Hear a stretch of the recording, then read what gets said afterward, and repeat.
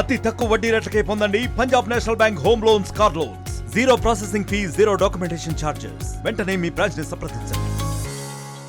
ఈరోజు మేడం గారు, మన మహిళా కమిషన్ చైర్పర్సన్ గారు మాకు నోటీస్ ఇచ్చి పిలవడం జరిగింది. దాని గురించి ఎక్స్ప్లెనేషన్ అడిగారు. మేము రాతపూర్వకంలో ఎక్స్ప్లెనేషన్ ఇచ్చాము.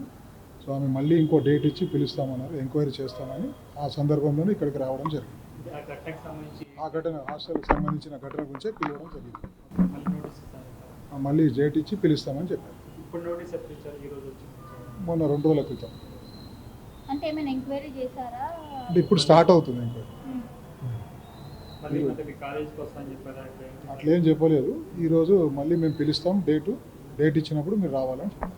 అంటే ఈ కేసుకు సంబంధించి కూడా కొంతమంది ఫోక్సో కేసు అయింది, అంటే మీ కాలేజ్ సంబంధించిన వాళ్ళకి సంబంధించి, అంటే దానికి సంబంధించి న్యాయ పోరాటం ఎట్లా ఉంటుంది, అసలు ఈ వాస్తవాలు ఇప్పుడు ఆల్రెడీ పోలీసు వాళ్ళు 5వ తారీఖు ప్రెస్ రిపోర్ట్ రిలీజ్ చేశారు.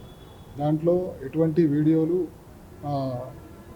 బయటకు రాలేదని చెప్పారు. వాళ్ళు ఎక్కడ దొరకలేదని.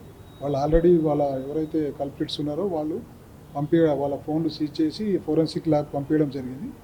వాళ్ళు అక్కడ టెస్టింగ్ చేశారు. ఆ వీడియోలు ఏమీ లేవని, నో ఎవిడెన్స్ అని వాళ్ళు ప్రెస్ రిపోర్ట్లో ఆల్రెడీ రిలీజ్ చేశారు 5వ తారీఖు. విండోస్ ఉంటాయి కదా, ఆ విండోస్ నుంచి జనరల్గా అక్కడ ఉన్న అమ్మాయిలకి ఎవరో చూస్తున్న ఫీలింగ్ వచ్చేది. సో వాళ్ళు అచ్చలోపు వాళ్ళు వెళ్ళిపోయేవాళ్ళు. ఈ విషయాన్ని వాళ్ళ వార్డెన్స్ అయిన వాళ్ళు చెప్పారు. ఇన్వెస్టిగేషన్లో వాళ్ళు ఏమి ఇచ్చారు రిపోర్ట్? అదే ఇచ్చాను. ఐఓ ఎగ్జామినేషన్, ఈ స్టేట్మెంట్స్ రికార్డ్ చేసినట్టు ఇచ్చారు. హాస్టల్ వార్డెన్స్ అయితే ఉన్నట్టుగా వాళ్ళు చెప్పారు. వాళ్ళని మందలించడం జరిగిందంటే ఇజ్రాయిల్ ఏం ఇచ్చారంటే 2 అబ్బాయిలు పట్టుకున్నట్టు చెప్పారు. అబ్బాయిలు ఎక్కడ వాళ్ళు స్టాఫ్ పనిచేసే వాళ్ళ